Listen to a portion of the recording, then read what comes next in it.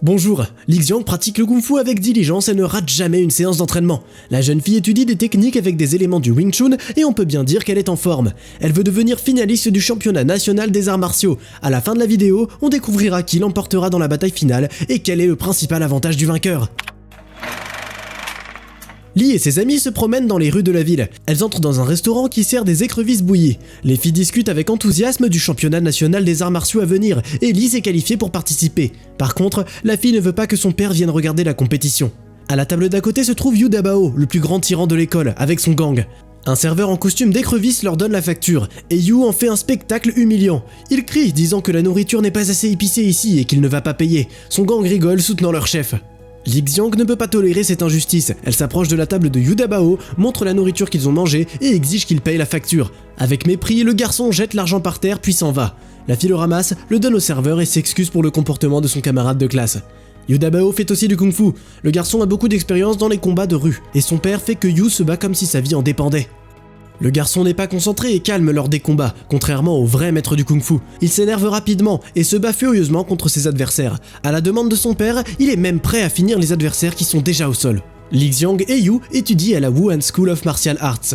Pendant la pause, les élèves se rassemblent à la cantine. Là, le garçon continue de se comporter mal en faisant tomber Mikurako, un ami de Li, ce qui fait qu'il renverse sa nourriture. Le garçon, blessé, demande à son ami de ne pas s'impliquer, mais Li, belligrante, se dirige vers les tyrans. La fille s'assoit en face de Yu Dabao, mangeant des frites de manière démonstrative, mais le garçon ne veut pas entrer dans une confrontation ouverte et part avec ses amis. Tout ça pour se venger d'elle quand personne ne regarde, car un peu plus tard, Li trouve ses vêtements déchiquetés dans la machine à laver. Yu a également endommagé son arme d'entraînement et mis des grenouilles dans son déjeuner.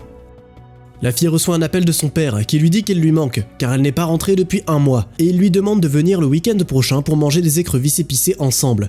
Mais Li ne veut pas voir son père et refuse, disant qu'elle est occupée. Li Xiang apprend que Yu Dabao a organisé un tournoi de rue, et elle s'y rend pour le combattre ouvertement dans des combats directs. Avant le combat, les rivaux font un marché. Si Yu Dabao perd, il portera une robe. Si Li Xiang perd, elle se coupera les cheveux et portera des vêtements pour homme. Le combat commence, chacun d'eux déchaîne des coups précis sur l'ennemi avec une vitesse incroyable, mais la défense des deux est aussi bonne que leur attaque, et pendant les premières minutes la confrontation semble égale. Puis de façon inattendue, Yu Dabao rate un coup de pied, et il commence à se battre comme son père lui a enseigné, comme si sa vie en dépendait. Li s'affaiblit sous les attaques puissantes de son adversaire, et rate une frappe au ventre, avant que Yu Dabao ne la termine.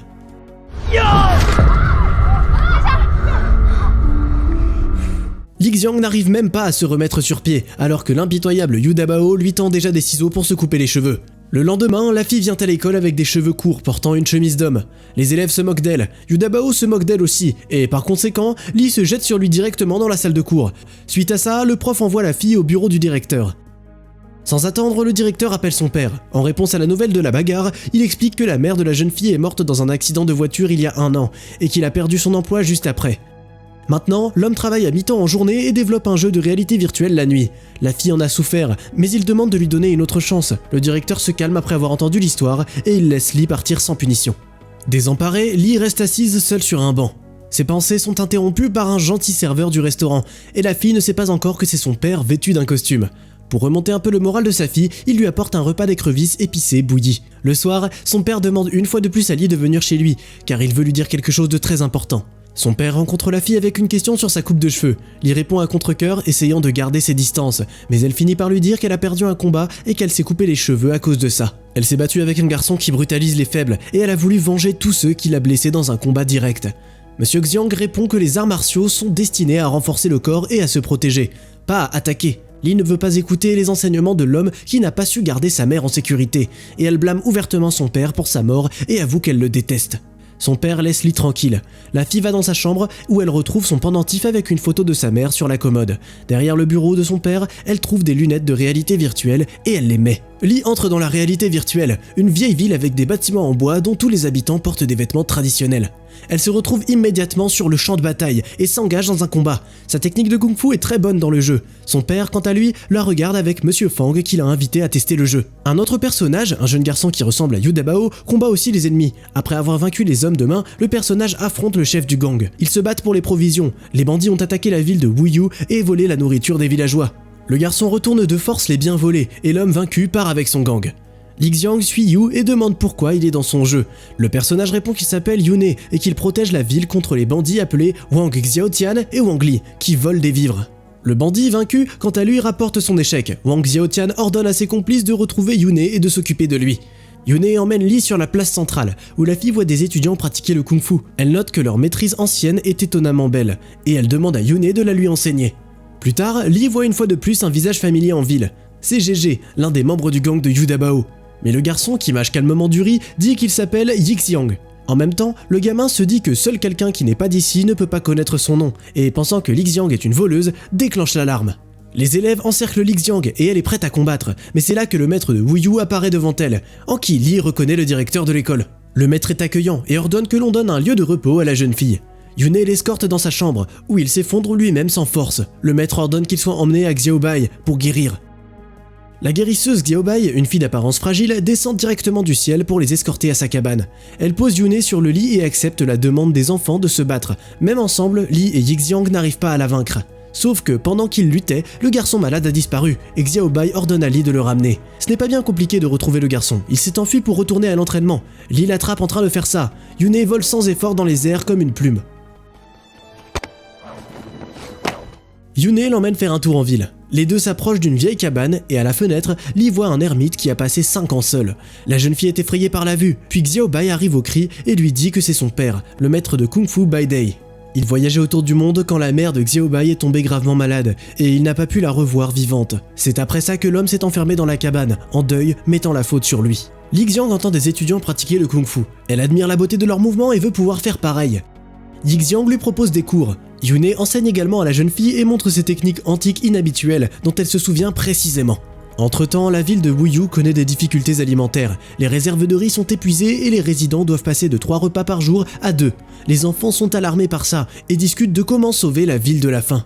Au final, ils décident de se diriger vers la tanière des bandits la nuit pour reprendre le riz qu'ils leur ont volé. Yixiang endort les gardes avec des fléchettes tranquillisantes et les héros se rendent sans aucun mal à l'entrepôt de nourriture, où l'aventure nocturne se termine avec les ennemis prenant Xiaobai en otage. Les villageois et les maîtres du kung-fu sont reconnaissants aux enfants pour le riz, mais Li doit dire la vérité, ils ont volé les bandits et Xiaobai a été prise en otage. Li supplie de sauver la fille, mais le maître kung-fu refuse. Il n'a pas l'intention de rompre l'accord de paix qui a été conclu il y a des années. La fille est déçue par la décision du maître. Après tout, s'ils ont fait ça, c'est pour que les disciples aient assez à manger. Désespérée, la fille se dirige vers la cabane de Maître Bai. Assise sur les marches, la jeune fille l'informe que sa fille est prise en otage par ses ennemis. Elle demande de l'aide à Maître Bai et elle lui dit qu'elle a longtemps détesté son père à cause de la mort de sa mère dans un accident de voiture. Mais l'accident n'était pas de sa faute et malgré sa haine, il la traite bien et elle lui manque. Li se rend compte qu'elle traite son père injustement et Maître Bai, qui ressemble exactement à Monsieur Xiang, sort de son emprisonnement. Le groupe se rend immédiatement au village des bandits. Les méchants sont surpris par l'apparition de Maître Bai. Ils pensaient qu'il était mort depuis des années. Les héros gagnent la bataille car même s'ils sont moins, ils sont plus forts. Xiaobai est ravi de voir son père, qui propose que sa fille quitte la ville de Wuyu et voyage autour du monde pour aider les malheureux. Il assure les enfants qu'ils sont assez forts pour défendre la ville de Wuyu. De leur côté, Wang Xiaotan et Wang Li, son frère, viennent d'apprendre ce qu'il s'est passé et ils décident d'attaquer la ville. Li et Yune sentent qu'un combat est imminent et essayent de trouver un plan. La fille devine que son père lui a laissé un indice dans le jeu. Wang Wanli a le pendentif de sa mère autour du cou, et si elle l'enlève, l'adversaire deviendra plus faible. 1 heure plus tard, l'armée des bandits se tient devant les portes de Wuyu. Nos héros sont une fois de plus moins nombreux que leurs ennemis, et les frères s'attendent à une victoire facile. Leur but est d'exterminer les villageois et de capturer Yune vivant. La bataille commence. S'occupant facilement des adversaires ordinaires, Li cherche immédiatement à s'attaquer à Wang Wanli et Yune veut combattre Xiaotan. Li parvient même à atteindre son adversaire, mais en essayant d'arracher son pendentif, elle est vaincue et se fait expulser du jeu. Li ne veut pas abandonner, donc elle remet son casque, son personnage est ressuscité au milieu de la bataille et avec une nouvelle force, elle bat facilement l'ennemi et ouvre le pendentif. L'armée des bandits disparaît dans les airs, laissant leur chef seul, et Lixiang donne le coup décisif. La bataille est terminée, et les combats et l'anxiété font partie du passé. Li se repose dans le jardin parmi les cerisiers en fleurs. Yune apparaît et propose d'emmener la jeune fille faire le tour du monde avec lui. La fille répond qu'elle va rentrer chez elle et prendre soin de son père. C'est la fin du jeu, et Li revient dans la réalité. Avec les larmes aux yeux, elle fait un câlin à son père. Monsieur Xiang dit que Li est la seule à avoir réussi à terminer le jeu. Leur joyeuse réunion est interrompue par Monsieur Fang qui annonce qu'il pense que le jeu est génial et qu'il est prêt à devenir un investisseur. Le temps passe et le championnat national commence à l'école des arts martiaux de Wuhan. Les garçons et les filles doivent se battre et pour arriver à la finale, il faut passer par 4 étapes de qualification. Li passe au premier tour. L'arbitre explique les règles, pas de coups au coude, au genou ou à l'arrière de la tête. La fille bat sans effort le premier adversaire, ainsi que les suivants, et elle prend facilement la première place dans le classement du tournoi. Yuda Bao s'occupe tout aussi facilement de ses adversaires, il affrontera donc Li Xiang dans le combat final. Les commentateurs annoncent les participants de la bataille finale. Les concurrents ont 12 ans. Yuda Bao a l'avantage de faire 1m70 et d'avoir une excellente technique traditionnelle de Kung Fu. Li Xiang fait 1m50, mais elle est très flexible et elle maîtrise bien le Wing Chun. Les commentateurs estiment qu'il est impossible de déterminer le gagnant à l'avance. Elle se prépare pour la dernière manche dans le vestiaire. Li trouve un cadeau de son père, le vêtement traditionnel qu'elle portait dans le jeu. La fille le met pour le combat final, mais elle voit que la place de son père dans la salle des spectateurs est vide. Le premier round commence, l'arbitre explique les règles, pas de coups au coude, au genou ou à l'arrière de la tête. Les compétences des adversaires sont une fois de plus égales, et quand le gong sonne, il n'y a pas de gagnant clair, donc Yu décide de tester un coup interdit après la fin du round. Endurant une douleur atroce, Li se lève pour continuer le combat. C'est l'heure du deuxième round. Yu attaque agressivement comme son père lui a appris. Li d'autre part est concentrée et attentive. Elle esquive facilement les attaques de son adversaire et elle le frappe au sol avec un coup de pied dans le dos. La vitesse de leur frappe est de plus en plus rapide, mais le combat est toujours égal. Yuda Bao refait un geste illégal et frappe la fille dans le genou. Elle se tortille de douleur, puis se relève avec l'aide de son entraîneur pour continuer à se battre. On dirait bien qu'elle n'a plus d'énergie pour le troisième tour. La fille souffre terriblement, et son adversaire ne se fait retirer que quelques points pour la tricherie. Le dernier combat commence, dans lequel, profitant d'une belle opportunité, Yu frappe Li Xiang à l'arrière de la tête. La fille est sur le point de perdre connaissance. Elle se rappelle des paroles de sa mère disant qu'elle doit se battre et ne jamais se retirer. Li voit aussi son père qui ne se cache plus sous le costume et elle se rend compte que c'était lui qui était là pour elle à ce moment difficile de la vie. La fille se relève avec des forces renouvelées et poursuit le combat. La foule la soutient et hue Yuda Bao, même si le résultat du combat semble être décidé. Le troisième tour continue. Li se souvient des anciennes techniques qu'elle a apprises dans le jeu virtuel et elle assomme son adversaire avec une série de coups incroyables. Yuda Bao n'arrive pas à se relever. Victoire! Le public applaudit et les juges déclarent la jeune fille championne du tournoi national d'arts martiaux. Yu arrête de faire le con à l'école, il se sent humilié et il se transforme en un solitaire sans gang de brutes, mais Li Xiang s'approche de lui pour lui proposer une trêve.